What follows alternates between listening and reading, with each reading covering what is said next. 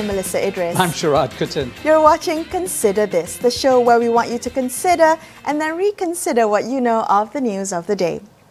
All eyes on the Dewan Rakyat sitting today, and that of course is what we'll be focusing on for the rest of the show tonight.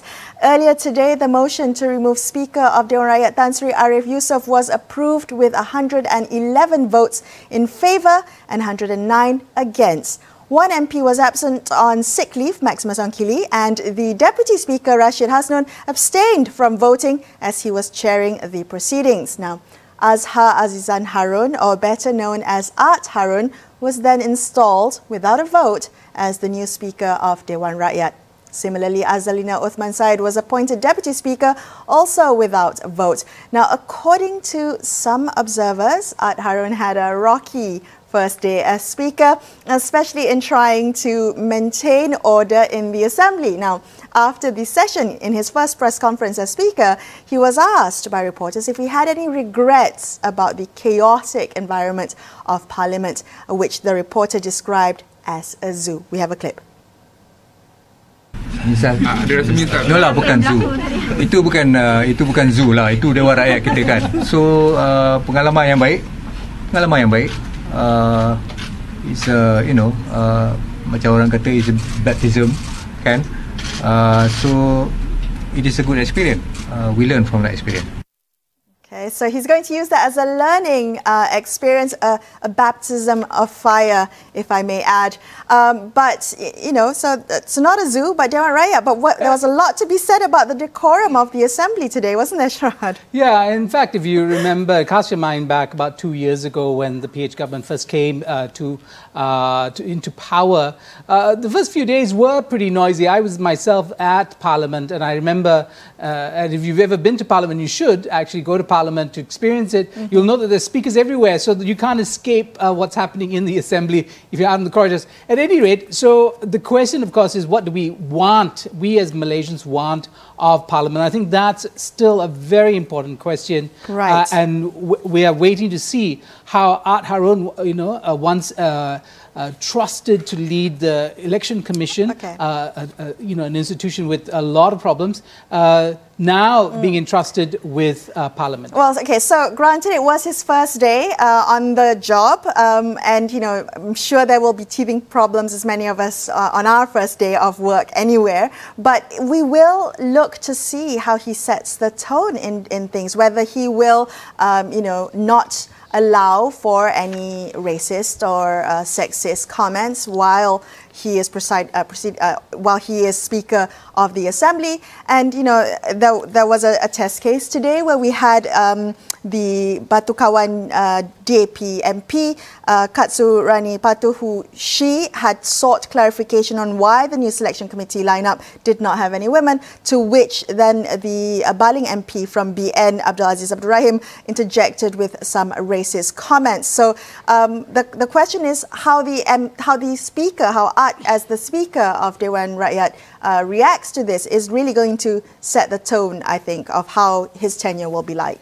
Yeah, there are many things, Melissa. You know, there was the whole fact that, you know, this Parliament session also did not have time for debate. I mean, we've already had 2 parliamentary sessions where, you know, well, we had one postponement, then we had one that was less than an hour long. And now, you know, right. Parliamentarians are told that they were only 2 from, as it were, each side of the aisle were going to be able to debate this motion of the right. removal of the Speaker.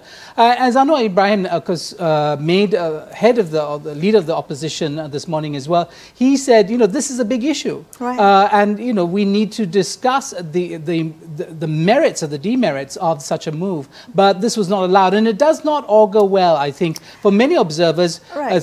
that Parliament was not allowed or given the space. There's no generosity. We're back to the days of Barisan Nasional when, in fact, you know, there was very little debate, or debate was constrained. So the question is, why not? Right?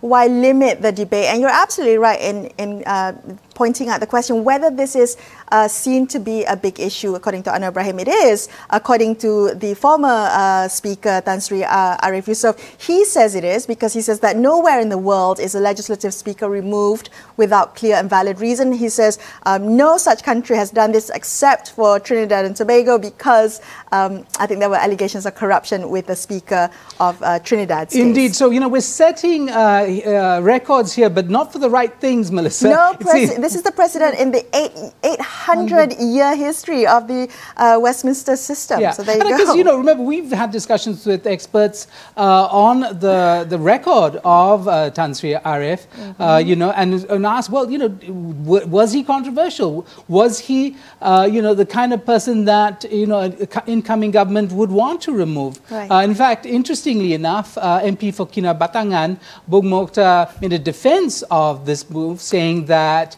he felt that any government, a new prime minister, needed to be able to choose a new speaker because they were going to be part of his team, which is a curious statement to make, because it seems to be, you know, again, a confusion about the role of the Speaker, the role of Parliament, the difference between Parliament and the Executive.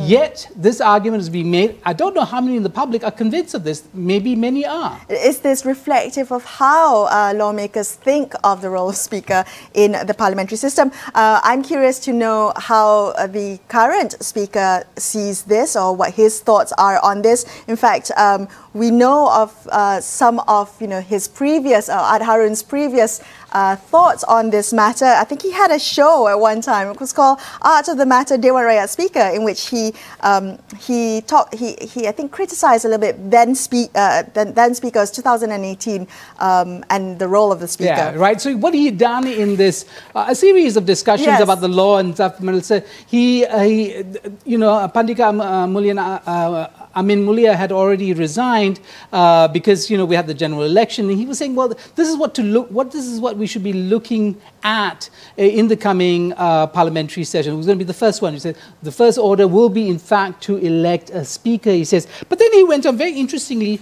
to name the criticisms of the previous speaker, kind of like outlining what we've had to as well endure for decades, right? So he says the previous speaker was seen to be biased, partial, and some of his actions drew a lot of criticism, including the abuse of power.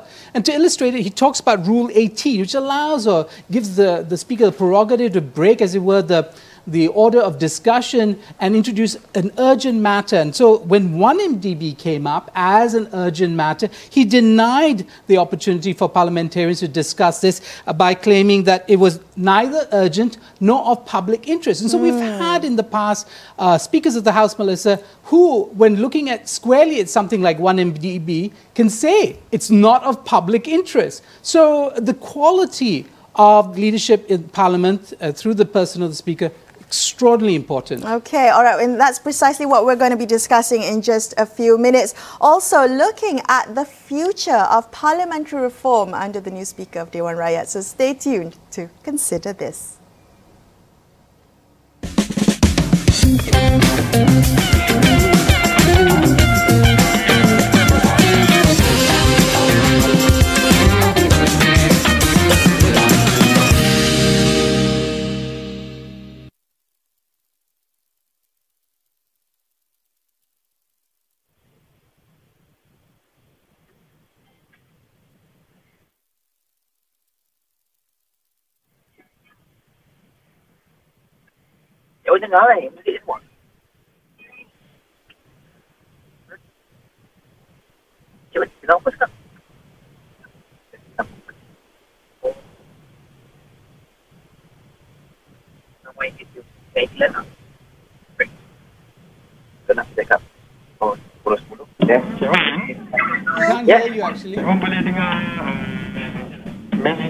There's an echo. Turn off the...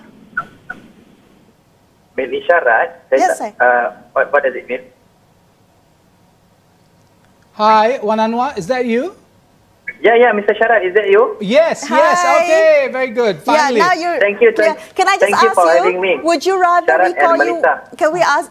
would you rather we call you Wan Anwar, or just Wan, or Anwar?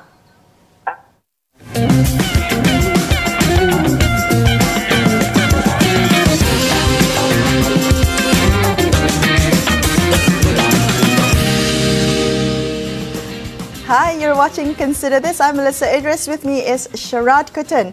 Now that we have a new Speaker of Dewan Rakyat, there are questions over the continuity of the reform agenda. During his time as Speaker, Tan Sri Ariff Yusof had introduced various reforms to improve the quality of parliamentary proceedings. What will become of those reforms now? Joining us on the show, we have Wan Anwar Wan Ibrahim, former Special Functions Officer with the Office of the Speaker of Dewan Rakyat. Good evening, Wan Anwar. Welcome to the show. Now, we understand that you produced a report card about the reforms that Tan Sri Ariff achieved in his tenure as Speaker of Dewan Rakyat. And what were some of the main objectives or principles that the Speaker's office was trying to inject into or even correct within the existing parliamentary practice? Thank you, Melisa and Sharaad, for having me tonight. And if you're talking about the parliamentary reforms carried out by the previous Speaker, Tan Sri Dato' Muhammad Ariff Yusof, in reforming our parliament, basically I would like to underline three major parliamentary reforms powered by the previous Speaker. Firstly, the formation of then Parliamentary Special Select Committee or PSC, which is to empower to exercise oversight roles of MP to scrutinize and hold government accountable. And secondly, or the second principle is that to democratize the parliament or merayatkan parliament, of which Tan Sri as Speaker opened the parliament door through several engagements and joint programs with civil society organizations, CSO, universities, youth group, and government agencies. Tan Sri also hosted many events in the parliament, building as a symbolic of merayatkan parliament, established all-party parliamentary group, APPG, to involve rakyat in policy and law-making process and connect them with MPs who sponsor the APPG. Sorry, Wan Anwar, can I just get you to clarify what exactly is merayatkan parliament? Basically, it is a Speaker wanted to open up the door, the parliament door for the public to engage more in the parliament. Yeah, Wan Anwar, I understand that there was actually quite a bit of engagement. I think almost double the number of visitors to Parliament over that period, from about 30,000 to about 60,000. I want to understand, why do you think there wasn't that in Parliament? All these decades that we've had, why is it only during this period that we've seen a push for this kind of reform, that increases public engagement, that empowers and educates our parliamentarians so they do their work better, and in fact, even empowering the federal opposition? Why that during that period? What was the belief system that pushed that agenda forward? I think Parliament is meant for people. So that's why during his tenure, the previous Speaker, Tan Sri Dato' Muhammad Ariff, really believed that the public should be given more space in Parliament to get access more with their representatives, and also to engage for the all civil society organizations to engage Parliament in the policy making process in the Parliament. So that is why that was why the Speaker at that particular time would like to empower public participation in the democracy in our country. So can I ask you, in the reforms that you listed in this so-called report card, which reforms had the most resistance to, or produced most resistance? Sorry, I can't hear you. Which reforms had the most resistance to its implementation? Oh, I see.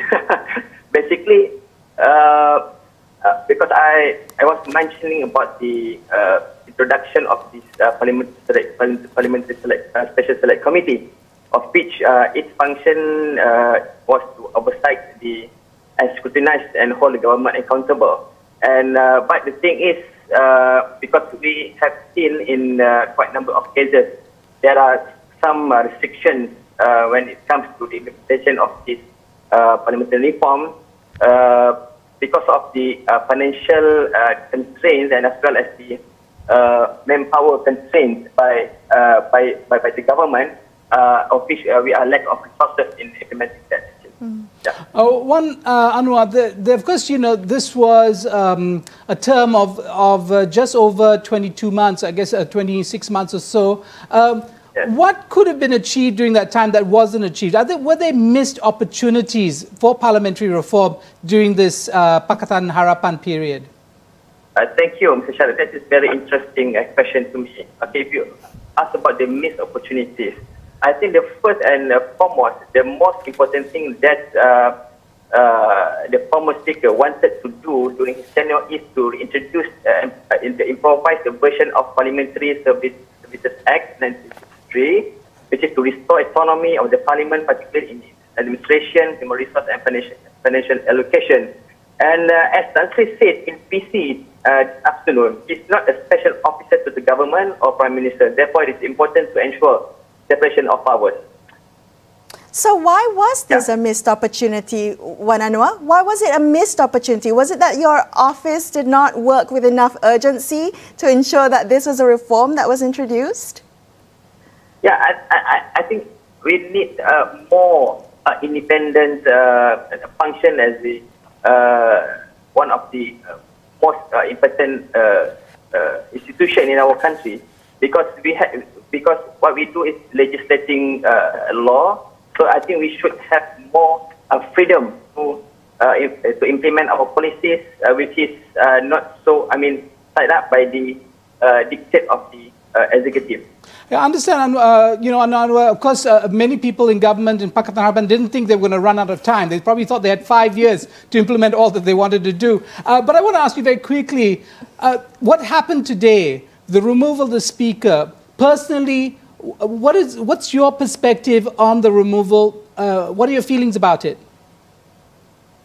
Yeah, basically, for me, if you ask me, the removal of the speaker, basically, something which is arbitrary, something not in line with the principle of the independence of the parliament, and I think it's really productive for Malaysia for this thing to be done by the current government, and I think it will lead to disaster future in our country when it comes to the separation of powers in our country. Wan Anwar, thank you so much for speaking with us on the show tonight. We really appreciate your time. We're going to take a quick break, but we'll be back with more in just a few minutes. Stay tuned to Consider This.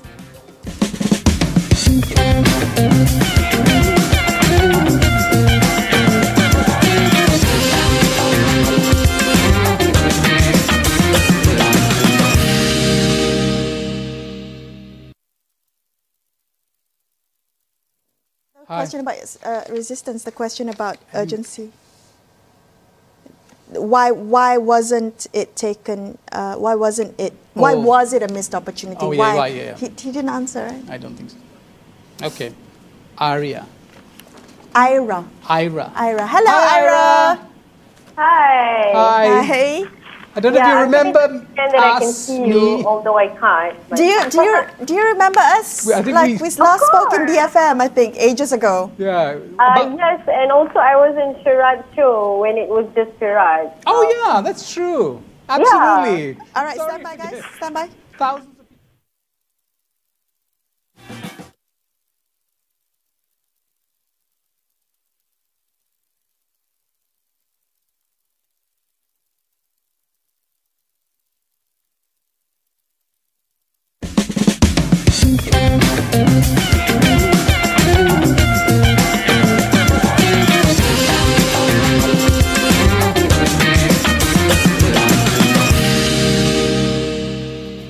Thank you for staying with Sharaad and I on Consider This. Let's continue our discussion about the parliamentary session today. Joining us now, we have Aira Azhari, Manager of the Democracy and Governance Unit for the think tank Ideas, or in full, the Institute of Democracy and Economic Affairs. Good evening, Aira. Thank you so much for joining us on the show. Now, Tan Sri Muhyiddin Yassin's motion to remove Dewan Rakyat Speaker Tan Sri Arif Yusof was successful. It received 111 votes in favour of of it. But his victory also revealed the wafer-thin majority that he possesses. Ira, what does the slim majority mean for the stability of the Perikatan Nasional Coalition and also for their legislative agenda going forward? Hi, Melisa and Sharaad. Thank you so much for having me. So I think that the vote tallied today, it kind of confirms what we have suspected for months, which is that the government's mandate is actually now pretty weak. And in turn, it means actually that the government is going to have quite a difficult time trying to defend the bills that it will possibly table. And this is worrying because, as we know, the PN government has not yet tabled the COVID stimulus packages in Parliament, contrary to what's been done all around the world. And also, another worrying thing is the upcoming budget, which I believe might be tabled in November. So, as we know, in Westminster Parliamentary Convention, if the government fails to pass the budget, then, or we call it the supply bill, that essentially means a vote of no confidence for the government. And I think, the Prime Minister, I think, will be very, very worried about this. And of course, the other issue is, with a majority so slim, it increases the possibility of MPs possibly crossing over and possibly causing the government to collapse once again. So I think this is definitely a concern in Tan Sri Muhyiddin's mind at the moment. Ira, coming back to that specific point you made about the COVID legislation, right? You said many countries have already passed this and they found means and ways to actually convene parliament through digital platforms and whatnot. We have seemed to have found ourselves having a hard time doing that despite all the discussions about Industry 4.0. I do want to ask you this. Will that be a moment for the federal opposition to, in fact, destabilize the Muhyiddin Yassin government, considering that the optics might be wrong? I mean, to work against the government of the day on what is a national project of, securing the economy and the livelihoods of people. Do you think that's going to happen?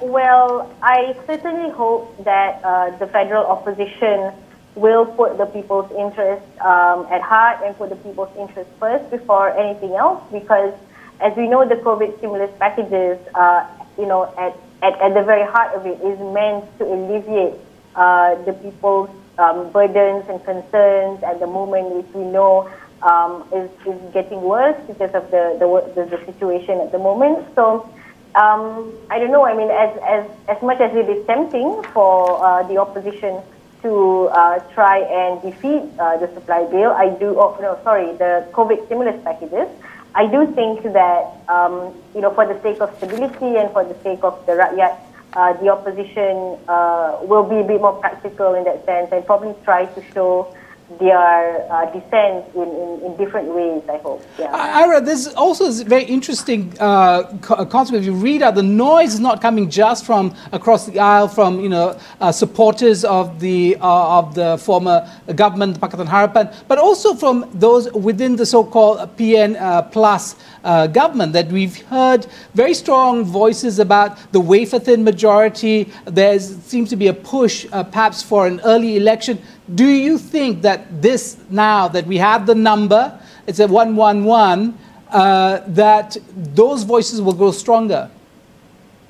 Yes, perhaps. I think across all sides, there is a clear, or rather, it's understandable if there is a clear desire for the government to have a larger majority, to have, to have a stronger mandate, simply because that's just, in the Westminster Convention, governments with a very small or very thin majority generally is not very stable and is subject to defections or crossovers, especially in Malaysia. So I think that, we'll see, because I think there will be a few other motions that will be voted on as this session continues. So we'll see if this wafer-thin majority stays. I think it will. So, yeah. Ira, I want to come back to the question of what happened in Parliament today, the removal of the Speaker, concerns about, the reform agenda, at least the parliamentary reform agenda. What are your views of what's happened? Are we looking at a reversal back to the way in which Parliament operated under the Barisan National governments, that, we'll see executive dominance again, we'll see the subjugation of different arms of a government to the executive? Is that a likely scenario? Well, I think that, one day is probably still too early to tell, but from what we've seen so far, there is definitely that concern. In the Westminster Parliamentary Convention, the Prime Minister usually only wants to change, or rather tables a motion to change the Speaker only after an election.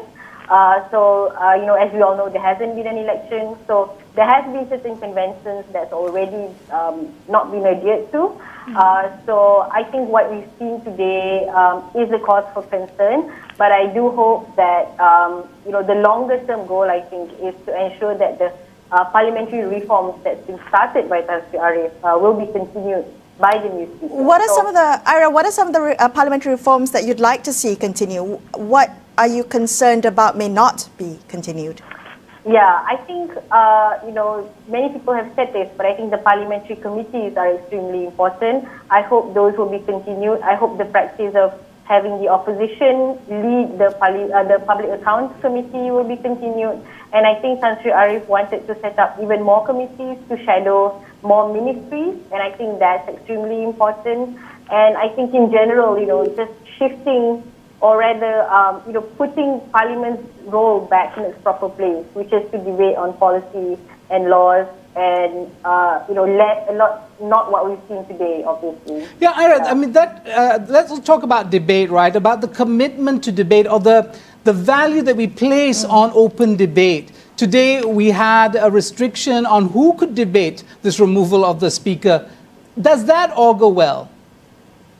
Yeah. So look, this limitation that was placed today on replacing the Speaker on the debate, I think,